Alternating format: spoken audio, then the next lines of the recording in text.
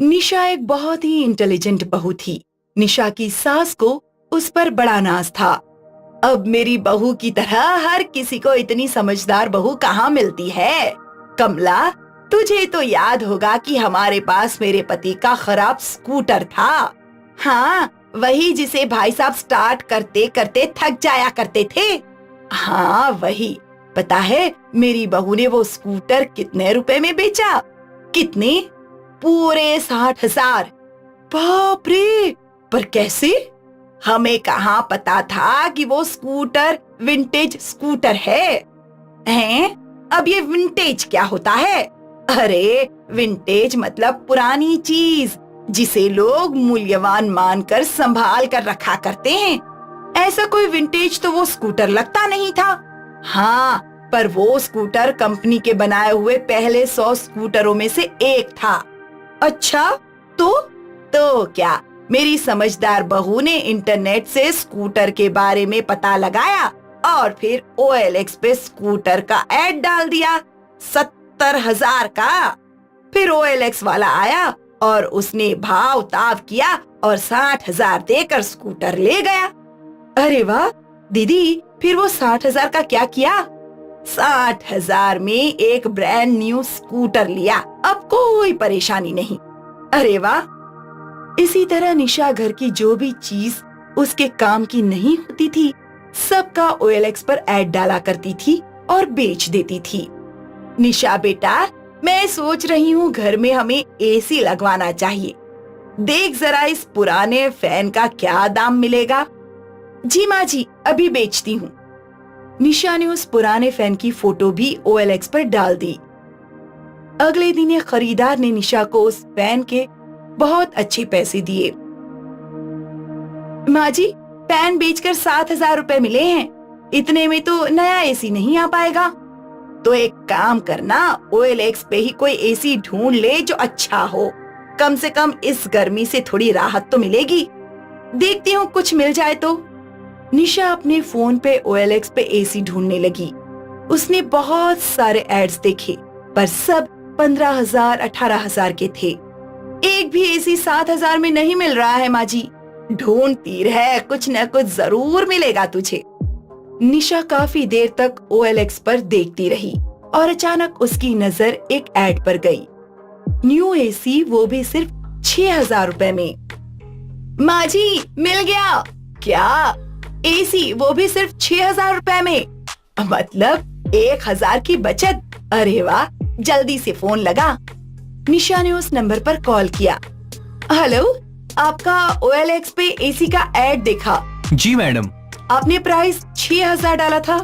हम खुद AC manufacture करते हैं, इसलिए सिर्फ मैन्युफैक्चरिंग कॉस्ट लेते हैं। मैं कब देखने आ सकती हूँ AC? मैडम, हमारा मैन्युफैक्चरिंग यूनिट तो हरियाणा में है। तो मुझे AC हरियाणा से लेना होगा? नहीं मैडम, हम आपको AC का वीडियो और बाकी डिटेल्स दे देंगे। फिर आपको 2,000 की बुकिंग अमाउंट देनी है। फिर हमारी कंपनी आपके घर पर ये AC डिलीवर कर देगी। तब आपको बाकी के 6,000 भी पे करने होंगे। निशा ने थोड़ी देर सोचा। ठीक है, आप अपनी डिटेल्स मुझे भेज दीजिए। क्या ये आपका WhatsApp नंबर है? हाँ। कुछ देर बाद निशा के मोबाइल पर फोटोज और वीडियोस आए। उसने अपनी सास को कंपनी के बारे में बताया। अच्छा लग रहा है तो एडवांस दे दे। ठीक है। निशा ने एडवांस पेमेंट कर दी। फिर वापस उसी सेल्स वाले को कॉल किया, पर अब जब निशा कॉल करने लगी तो वो नंबर नॉट रीचेबल था। निशा ने कई बार कॉल लगाया। माँ जी, फोन नहीं लग रहा है। शाम को जब निशा का पति घर आया तो निशा ने अपनी पूरी घटना उसे बताई। अरे पगली, ऐसे कोई बिना देखे ऑनलाइन पेमेंट करता है क्या? तुम्हारे साथ फ्रॉड हुआ है। अब चलो मेरे साथ। निशा के पति ने पुलिस स्टेशन में कंप्लेन लिखवा दी। न जाने कब निशा को अपने पैसे वापस मिलेंगे।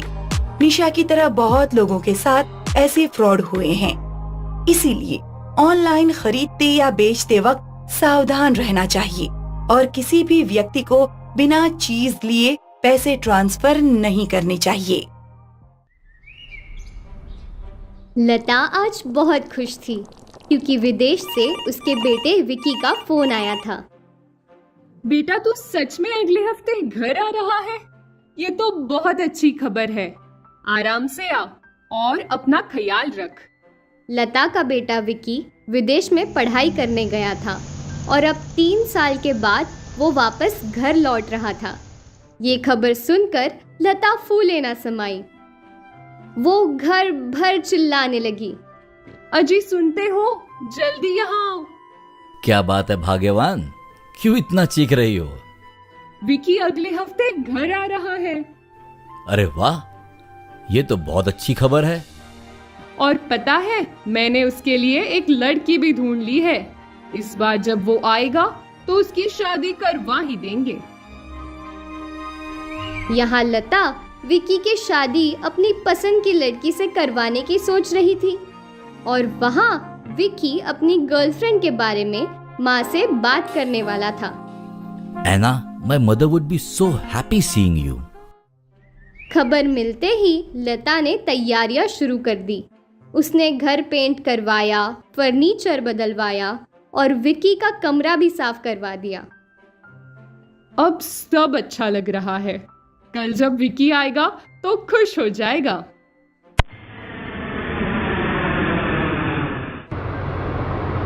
अगले दिन बेल बजते ही लता पूजा की थाली लेकर दरवाजे पे पहुंची। अपने बेटे को देख बहुत खुश हुई, पर विकी बार बार पीछे देख रहा था। हे एना, कम हियर। लता ने एना को देखा और वो थोड़ी चौंक गई। ये तेरी दोस्त है क्या? नहीं माँ, ये आपकी होने वाली बहू है एना। ये सुनकर लता को झटका लगा। साथ ही उसके बुने हुए सारे सपने टूट गए। लेकिन उस वक्त लता ने कोई बखेड़ा नहीं बनाया। विकी और एना घर आए और पापा के पैर छुए। खुश रहो, हमेशा खुश रहो। बेटा तुम लोग बहुत थक गए होंगे, जाकर फ्रेश हो जाओ। जी पापा। विकी एना को अपने कमरे में ले गया। यहाँ लता उदास हो गई।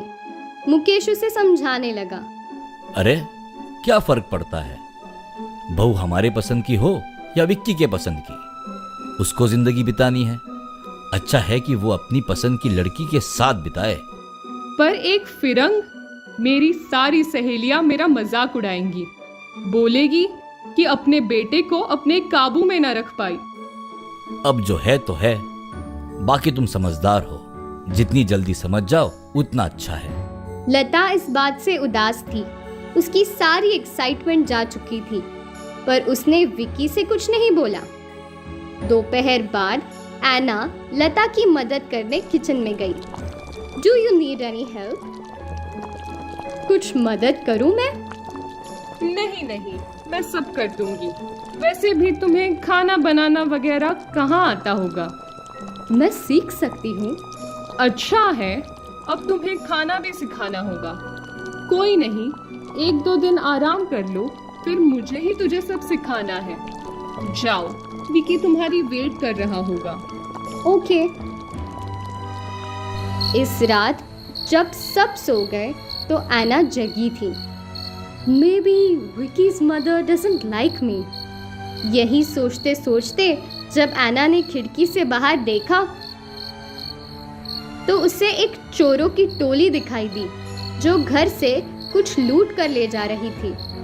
वेट! एना खिड़की से कूद गई। उसने चोरों को रोका और उनकी अच्छे से पिटाई करने लगी। चोरों की चीखें सुनकर आसपास के पड़ोसी जग गए। जब सब बाहर आए तो अरे वाह बेटी, तूने तो इन चोरों को अच्छा सबक सिखा दिया। वैसे तू है कौन? ये मेरी होने वाली बहू है। लता को अपनी बहू की तारीफ सुनकर बहुत खुशी हुई और अब उसने अपने बेटे की पसंद की लड़की से कोई गिला शिकवा नहीं था, क्योंकि अब लता की सहेलियां लता की तारीफ ही कर रही थी।